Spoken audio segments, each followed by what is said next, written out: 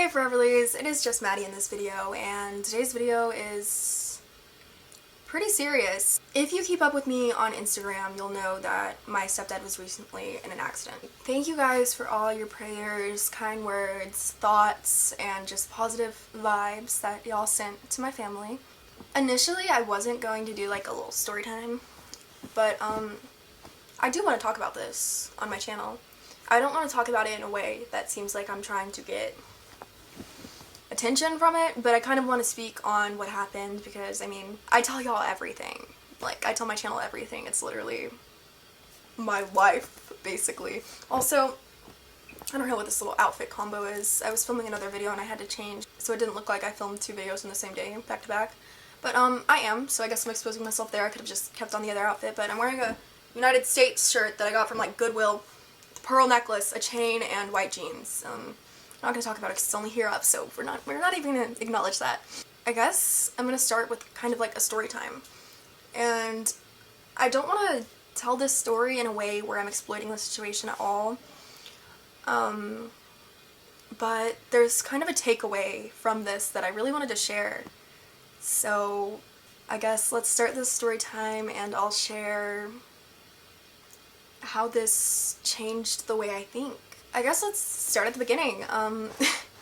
It was just a normal day, pretty stressful day. I was like cramming to film a video that I had to have posted, and I had just got my nails done, and it was like a glow up with me video, so I was like doing glow up stuff, like my nails.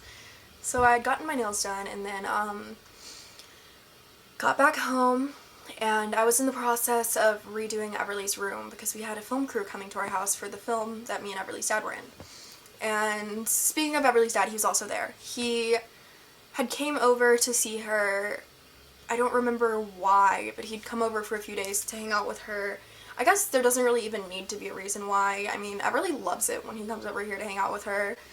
And hopefully it becomes a new thing because it's nice for me to like have her in the other room and him hanging out with her while I just kind of like get stuff done. She loves it. She loves showing him her room and playing with her toys with him, so she has a lot of fun. But he was here and I was like redecorating. I was stressing out because I didn't think the way I was decorating looked good, and I was also stressing out because, I mean, just the whole filming thing was coming up.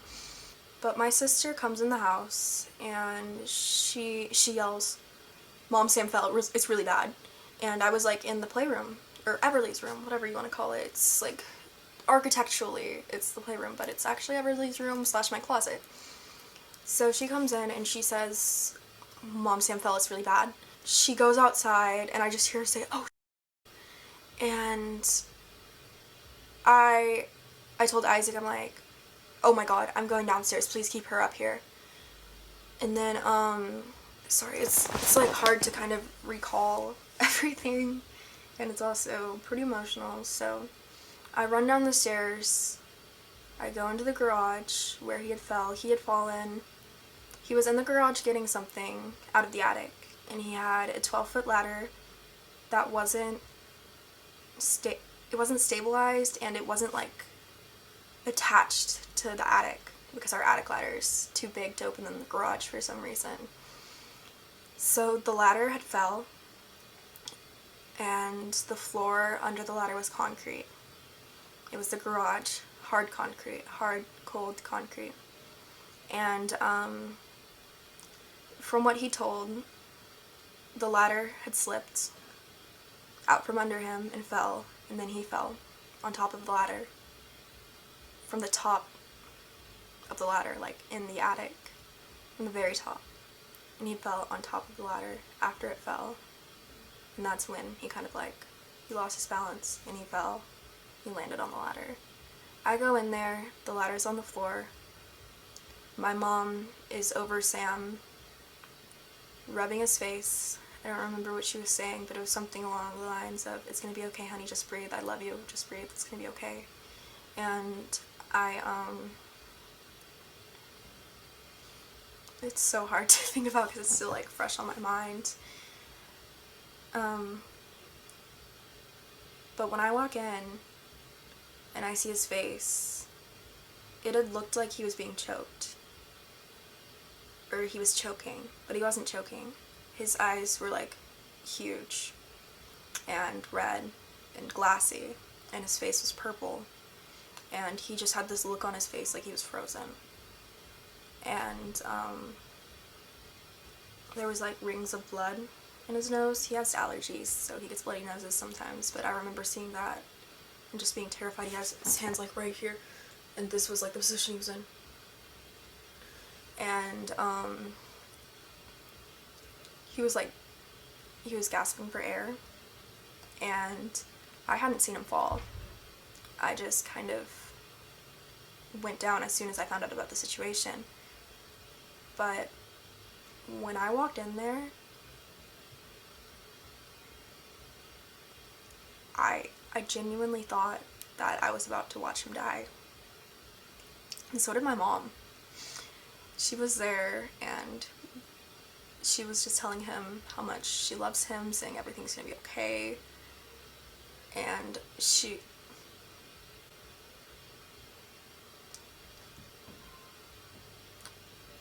sometimes I like repress memories when it's something traumatic, but kind of like remembered a new one telling this story.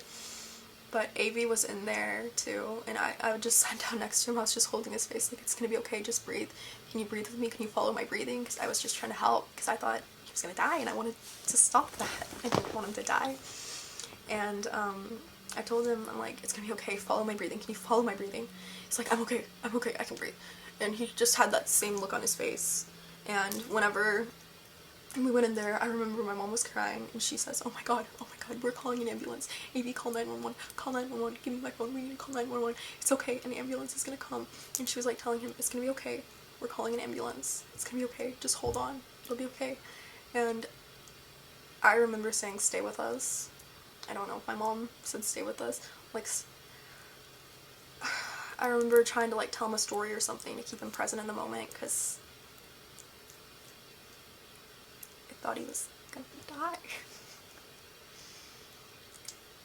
When we first came in, it was terrifying, and we all thought, like, this is it. And Avi and Slate were in the garage when he fell. So Avi takes Slate inside to calm Slate down, so Slate didn't have to like see his dad go in an ambulance, especially at such a young age. And it was just me and my mom sitting there talking to him. My mom was on the phone with 911, and we heard sirens right away. I'm so thankful that they hurried. And we were just talking to him, and he kept trying to move. When I tell y'all, he is so freaking strong and resilient, I mean it. He was just sitting there like, I'm okay, just let me sit up. We were like, no, lay back down. We were both just like bawling our eyes out like, Sam, lay your ass back down right now. I'm like, Sam, do you want a pillow? Do you need anything? And we got him a pillow, laid it under his head. I kept asking him, so I was trying to make him feel better. I was like, do you want any water? Do you want a blanket? He's just like, no, I just don't want to talk right now. I'm like, Sam, please just talk to us. Because we were so scared. Gosh. The ambulance shows up, and there's actually a clip of me. We have a front yard security system, and there's a clip of me just waving down the ambulance. And then there's another clip of me knocking on the ambulance door. We'll get into that in a second. Maybe I'll put it in, I don't know.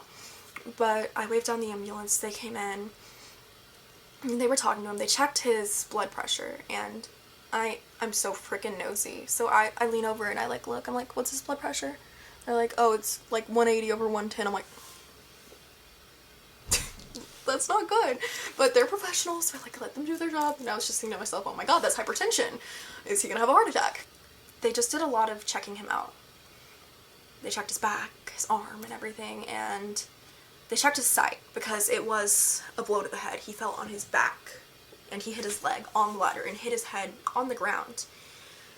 So they were checking his vision to see if there was any brain trauma, and they had checked one of his eyes, and I remember they were like, okay, how do you see well right now? Like, can you see my finger well? And he's like, it's a little bit blurry. And that was a huge red flag, especially for brain trauma. Something could have like seriously got damaged in the fall, and that's a sign of brain trauma and a sign of a concussion. And they told him, they're like, okay, well, we gotta get you like put in the ambulance. We're going to a trauma center. I was like, okay, is it the one by our house? Because I'm so nosy. I was asking so many questions. And they're like, no, he needs better care than that. He's going to one that's like 30 minutes away so he can get, I think they said it was like a level 2 trauma center. I don't know. But he also ended up losing feeling in his fingers. And he was really confused. He's like, I can't feel my fingers over here. So they like checked out his arm. They're like, okay, well, it doesn't look like there's anything wrong like on the outside. Like he wasn't bleeding. He didn't have a scratch on him. He like literally, I feel like he was saved by, he has a guardian angel. He was saved. Like literally, I just got goosebumps saying that. I don't know if you can see. I don't know, but the arms are like just, the hairs on my arm are just like standing up because something definitely saved him.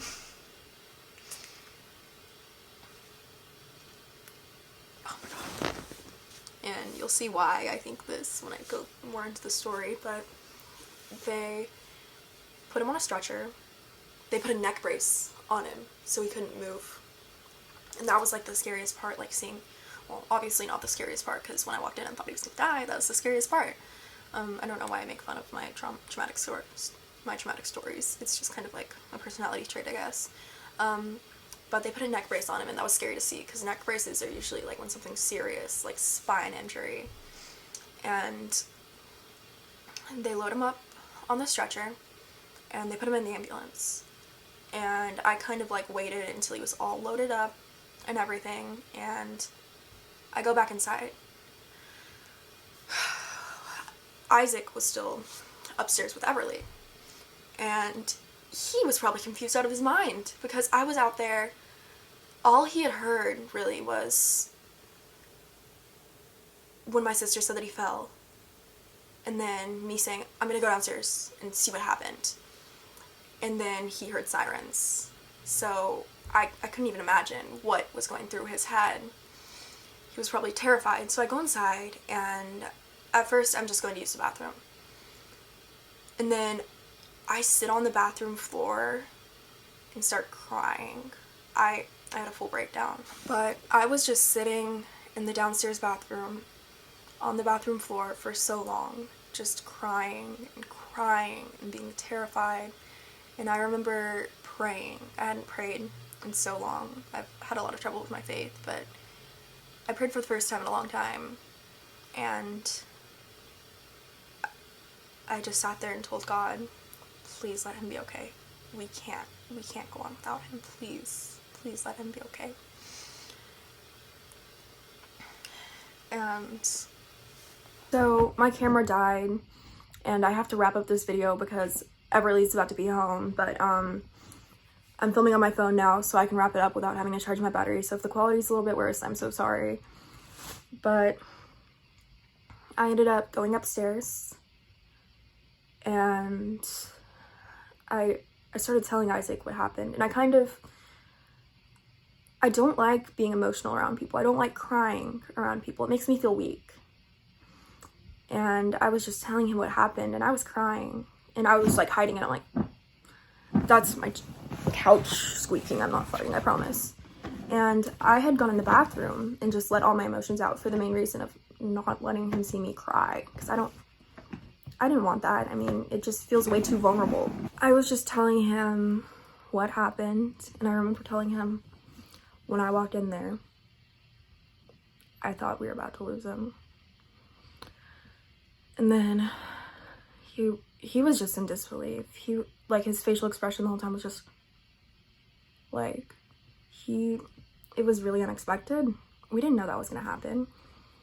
So I tell him everything that happened, and then I look outside. I'm like, is the ambulance still there? Because I could see the ambulance out of the window from the playroom. I could like see it out of one of the front windows.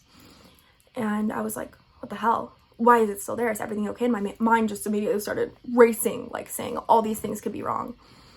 So I go downstairs. I tell Isaac, I'll be right back. Can you please just watch her for a minute? Is that okay? He's like, yeah, of course, go. So I go downstairs and I see my mom sitting in her car because they wouldn't let her ride on the ambulance because of COVID. So she was sitting there and I knock on the door. I'm like, what's wrong? What's going on? Is everything okay? Because obviously the ambulance had been there for like an extra 15 minutes since I thought they were leaving. So I was like scared out of my mind. And she's crying and she says, I don't know what's wrong. I don't know if something happened. I'm so scared. Why are they still there? Are they doing something? Is he okay? And I'm like, I'll be right back. My freaking nosy ass knocks on the back of the ambulance. I start knocking like this. I'm peeking in, seeing what's going on, and they were just like putting up his arm. But they like didn't answer, so I go to the other door. I just knock. And they open it up, they're probably thinking to themselves, go away, you annoying. Just like, what do you want? But I go up and I say, hey, what's going on? My mom's in the car, scared out of her mind, waiting for y'all to leave. And she's wondering, why are you still here? Is everything okay? And they're like, yeah, everything's fine. We're just getting him set up for the car ride. They had like attached him to a breathing tube in his nose, fully strapped to the gurney. And they were putting his arm up and tying it to the top of the ambulance, like in a cast almost. Because whenever he would put it down, he would lose pulse in his fingers. So they were like having to tie it up, and in a certain position, he would get a pulse. And I think it's just from the trauma, the bruising kind of like cut off the blood flow, something. That's like something kind of on the lines of what they said. That's what they were doing. So I went back and I told my mom what was going on. And I said, I don't know if I told them to keep the door open or they just kept the door open or I opened the door again, but I ended up back just standing in the ambulance door, just watching everything. I was like, is it okay if I stand here? Like, is that okay with y'all? And they're like, yeah, sure. And I knew I was being annoying. Like, and I feel bad. I wasn't like interrupting their work at all, but I just couldn't. It was just hard for me to just go in there while I knew they were still doing stuff in there. So I was like, there were 3 people, maybe 4, of the EMTs. And the one that was in training, I like asked him a few questions. I'm like, what's his blood pressure like now? And he told me it was like 110/80, which was way lower than before. And I'm like, how's it looking? Like, what do we think? And they told me they don't know anything until they get to the hospital. And I asked them about like the hospital policies and everything. So I end up just standing there for a while until they leave. And then later that night, he had gone to the hospital and he had a CAT scan. They got him in like right away, and he didn't even have as much as a concussion. He didn't have any broken bones. He fell off a 12-foot ladder and didn't even get a concussion. It's a miracle. It's truly a miracle. And it's been about a week. He's downstairs walking around right now. Like two days after, he was up and walking around back to himself. It's amazing and nothing short of a miracle. And it was terrifying, one of the scariest things ever, but it kind of made me realize when something crazy and terrible happens, it happens like that. You don't get a warning. It's not something you can plan for. So hug the people that you love while you can still hug them. Because when life happens, it happens fast. It doesn't give you a warning. It doesn't wait for your schedule. It just happens unapologetically. So luckily, Sam is literally a miracle. He had no further complications. He even went to his back doctor. He has no complications, just some bruising and some soreness, which is a miracle. But hug your loved ones. Life does not give you a warning. It just happens. There's no guidebook, so just appreciate the people you have in your life while they're still there. And it kind of made me realize, like, I literally cannot take a single moment for granted, because I saw his life flash in front of my eyes right in front of me, and it was terrifying. And it made me realize, like, time is so important. Like, the time with people is so important. So spend time with people. Everly's dad just texted me, he's here with Everly, so I've gotta go. But thank you guys for all the prayers and kind words. I will see you all in the next video. And yeah, go hug your family today. Bye, guys.